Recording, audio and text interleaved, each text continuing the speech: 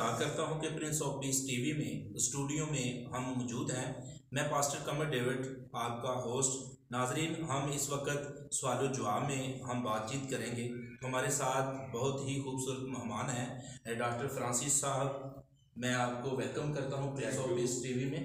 और pastor robin Shahzad साहब, मैं आपको भी वेलकम करता हूँ प्रिंस ऑफ पीस टीवी में। तो नाजरीन, हम सवाल जवाब में आपकी खिदमत में हाजिर हैं। तो सबसे पहले हम पास्टर रोबन शहजाद से सवाल करेंगे कि हमारे मसीहों के अंदर तलाक के बारे में आप क्या कहते हैं। देखें पास्टर साहब, आप बाइबल मुकद्दस को मैं और आप पढ़ते हैं तो बाइबल मुकद्दस के अंदर तलाक का कोई सवाल ही नहीं है। मसीहत के अंदर यीशु मसीह ने बड़ी खूबसूरत बात कही कि उसने शुरू से आदम और हवा को बनाया और उनको हुक्म दिया कि तुम इकट्ठे रहो, एक तन हो जाओ। तलाक का मसीहत के अंदर है ही नहीं सवाल, कोई कॉन्सेप्ट ही नहीं है। मैंने तो जब भी बाइबल पढ़ी है तो मेरे नज़दीक तलाक का कोई सवाल नहीं। हाँ, एक नुक्ता सामने मिलता है कि तू अगर अपनी बीवी को किसी गैर मर्द के साथ देख ले, हरामकारी के स्वभाव से, और कोई कंसेप्ट नहीं। घर का झगड़ा हुआ तो तलाक दे दी, ये नहीं हो सकता। माँ बाप के कहना मान लिया, बीवी को तलाक दे दी। इस बात पे बाइबल मुकद्दस बार बार हमें इन चीज़ों से मना फरमाती है। बीवी तेरा बदन है, कोई अपने बदन से दुश्मनी रख सकता है। तलाक का मेरे नज़दीक तो बेवकूफ़ी है। बाइबल मुकद्दस के अंदर लिखा गया है कि खुदा ने आदम को एक ही बीवी दी या दूसरी दी नहीं। क्या मिट्टी ख़त्म हो गई थी? क्या पसलियाँ ख़त्म हो गई थी? नहीं, और भी आ सकती थी, लेकिन खुदा ने आदम के लिए एक बीवी का चुनाव किया ताकि उनका निज़ाम जो है वो अच्छे तरीके के साथ घर का इंतज़ाम हो सके। आमीन आमीन। खुदावंद आपको बरकत दे। बहुत ही खूबसूरत आपने बात की है। तो हमारे साथ अब जो डॉक्टर फ्रांस साहब बैठे हैं, तो उनसे हमारा सवाल ये है कि कुछ लोग कहते हैं कि हम दुआ भी करते हैं लेकिन फिर भी हमारी सुनी नहीं जाती। तो डॉक्टर साहब, ये मैं आपसे मेरा ये सवाल है, तो इसके बारे में थोड़ा सा हम जितने भी हमारे नाज़रीन सुनने वाले हैं उनको आगाह किया जाए, ताकि उनको पता चला जाए ताकि हमारी दुआएं क्यों रुक जाती हैं या सुनी नहीं जाती। बहुत शुक्रिया पास्टर कमर डेविड साहब। मैं प्रिंस ऑफ पीस टीवी की सारी टीम का, आपका और चेयरमैन साहब का, प्रोफेसर अल्ताफ हज़मी साहब का नहायत ही शुक्रगुजार हूँ कि उन्होंने ये बहुत ही अच्छा एक प्लेटफार्म तैयार किया है ताकि हम खुदा के कलाम की वुसअत और बशारत और गवाही के काम को लेकर दुनिया की इंतहा तक जाएं, ताकि खुदा का कलाम जो यहाँ पर लिखा है, voice of God to all the nations, जी बिल्कुल, खुदा का कलाम हम सब के लिए है, सबके, और हम सबके साथ सबके पास खुदा का कलाम पहुँचाना चाहते हैं। तो ये आपका जो प्रोग्राम है सवाल जवाब का, ये बहुत ही अच्छा और खूबसूरत प्रोग्राम है। मैं आपको अप्रिशिएट करता हूँ, थैंक यू, और आपको आपके प्रोग्राम की आपको मुबारकबाद भी पेश करता हूँ। आमीन, आमीन, और आपका ये बहुत ही अच्छा और खूबसूरत सवाल है कि ये हमारी जो दुआ है जी, ये क्यों सुनी नहीं जाती। तो खुदा के कलाम में बहुत ही खूबसूरती के साथ यीशु मसीह ने फरमाया कि तुम अपनी ख्वाहिश के लिए मांगते हो।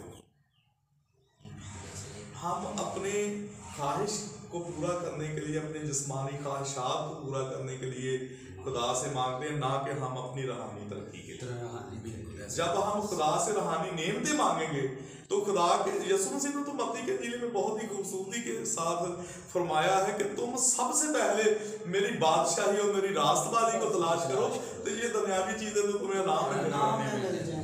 और पाक कलाम में लिखा भी है कि मैं तुम्हारे मांगने से पहले जानता हूँ तुमको किन चीज़ों की ज़रूरत है। लेकिन ये जो ख्वाहिशें हैं, हमें ये बहुत सारी ऐसी ख्वाहिशें होती हैं जो कि हमें गुनाह की तरफ भी ले जाती हैं, लालच की तरफ। और पाक कलाम में लिखा है कि लालच न कर। लालच ना कर, क्योंकि ये भी गुनाह है, ये भी गलत ये। और कलाम में लिखा है कि लालच बुत परस्ती के बराबर है। बिल्कुल ऐसा ही है। और जब हम दुआ के तलक से खुदा के कलाम अक़दस में से देखते हैं तो खुदा के कलाम में बहुत खूबसूरती के साथ लिखा है कि अगर तुम्हें कोई मुसीबत अदा हो तो वो दुआ करे, खुद दुआ करे, और कलीसिया के बुजुर्गों को बुलाए, वो तेल और पानी मसा करके बीमार को लगाए तो बीमार अच्छा होगा। अगर उसने गुनाह की तो उनकी भी माफी होगी, और जो दुआ ईमान के साथ हो। यहाँ पर एक कंडीशन खुदा के कलाम ने साथ लगा दी कि हमारी दुआ किस वजह से, बात का हमारा ईमान नहीं होता, हमारे अंदर ईमान नहीं होता कि जो हम खुदा से मांग रहे हैं खुदा हमें देगा या नहीं। जब हम डामाडोल होते हैं, जब हम देखते हैं जब मुकद्दस पतरस रसूल बड़े ईमान के साथ पानी के ऊपर चलकर खुदा यीशु मसीह के पास आ रहे हैं, यीशु मसीह पानी के ऊपर चलकर आ रहे हैं, तो मुकद्दस पतरस रसूल यीशु मसीह से कहते हैं कि ऐ खुदावंद, जिस तरह तू पानी के ऊपर चल रहा है, मुझे भी ये हुक्म है कि मैं भी पानी के ऊपर चल कर तेरे पास आऊं। तो वो पानी के ऊपर चलना शुरू हो जाते हैं, और जब उनका ईमान डगमगा जाता है, वो कहते हैं कि मैं कहीं डूब ना जाऊं, तो उसी वक्त डूबना भी शुरू हो जाते हैं। तो ये ईमान की एक बहुत बड़ी पावर है। खुदा के कलाम में लिखा है कि जो दुआ ईमान के साथ हो, जी बिल्कुल, जो दुआ ईमान के साथ होगी वो पूरी भी होगी, और उसके बायस बीमार बच जाएगा और खुदा उसे उठा कर। आमीन आमीन। डॉक्टर साहब बहुत अच्छी बातें की हैं तो पाक कलाम के मुताबिक, और लिखा भी है ज़बूर में 145 ज़बूर में भी लिखा है, और उसकी 18 आयत में भी लिखा है जो खुदावंद से दुआ करते हैं, और लिखा है कि जो सच्चाई से दुआ करते हैं मैं उनकी पूरी करूँगा। तो खुदावंद आपको बरकत दे, आपने बहुत ही अच्छी बातें की हैं। और खुदावंद, और मैं तमाम नाजरीन को भी कहता हूँ कि कलाम मुक़द्दस को पढ़ें और दुआ करें, तो दुआएं ही हमारी जो ज़िंदगी है। तो हमारे साथ पास्टर रोबन साहब बैठे हैं, उनसे हम सवाल करते हैं और इनसे पूछते हैं कि अमान क्या है, और अमान के बारे में हमें बताएं, और इल्हाम के बारे में भी बताएं हमें कि इल्हाम क्या है। जब हम बाइबल मुक़द्दस को पढ़ते हैं, इब्रानियों के नाम खातिर जी, तो वहाँ पर ईमान की बहुत अच्छी तफसील हमें मिलती है। जी जी, कि ईमान अनदेखी चीज़ों का सबूत है। अब्राहम ने खुदा पर ईमान लाया जी, और ये उसके लिए रास्तबाजी गिना गया। बिल्कुल। ईमान है क्या चीज़ है? देखने में कुछ चीज़ नज़र नहीं आ रही, लेकिन ईमान खुदा पर है। मैं यकीन करता हूँ कि जो कुछ खुदा ने कहा है वो करने की कुदरत है। ये ईमान है कि खुदा ने कहा कि मैं तेरी नस्ल को बहुत बढ़ाऊंगा। अब्राहम के लिए ये हुक्म है, खुदा का बिल्कुल दोस्त है और खुदा उसके साथ कलाम कर रहा है। मैं तेरी नस्ल को बहुत बढ़ाऊंगा। बेटा उसके पास है नहीं है, नस्ल की इतनी तादाद बता दी कि ज़मीन आसमान के सितारों को और ज़मीन के ज़र्रों को गिन ले, इस तरह बढ़ूंगा। है कुछ नहीं, उसने ईमान रख लिया कि जो कुछ खुदा ने कह दिया वो हो गया। ईमान अनदेखी चीज़ों का सबूत है। आमीन आमीन। खुदावंद आपको बरकत दे। अमान जो है कि बहुत अच्छी और ख़ूबसूरत पाक कलाम में से बातें की हैं और हमने भी बरकत पाई है, और मैं तमाम नाजरीन जितने भी देखने वाले हैं प्रिंस ऑफ पीस टीवी को भी मैं उनसे भी बात करता हूँ कि अमान जो है एक तो देखें कि वो देखता भी है, और मैं आपको आज यही बताना चाहता हूँ कि अमान जो है, अमान के हाथ भी हैं, अमान के हाथ भी हैं, पाँव भी हैं। वो इस तरह कि अमान, जब कि हम अमान होता है तो अमान से ही हम बाइबल मुक़द्दस को पढ़ते हैं, और जब हम हाथ लगाते हैं तो अमान से हम खोलते हैं।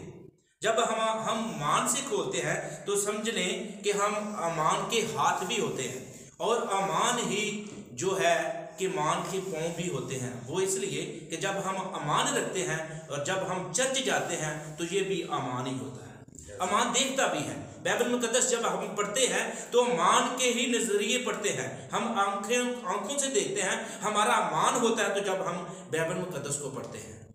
तो खुदावंद आप सबको बरकत दे और खुदावंद आप सबको प्रिंस ऑफ पीस टीवी देखने वालों को और डॉक्टर फ्रांसिस साहब को और पास्टर रोबन शहजाद साहब को और मैं चेयरमैन अल्ताफ हज़मी साहब का भी शुक्रगुजार हूँ कि जिसने बहुत सारा ये जो मीडिया के ज़रिए जो काम कर रहे हैं, खुदा का कलाम आगे लेके जा रहे हैं, मैं उनके लिए भी दुआ भी करता हूँ कि खुदावंद उनको बरकत दे और खुदावंद उनको अपने जलाल के लिए इस्तेमाल करे।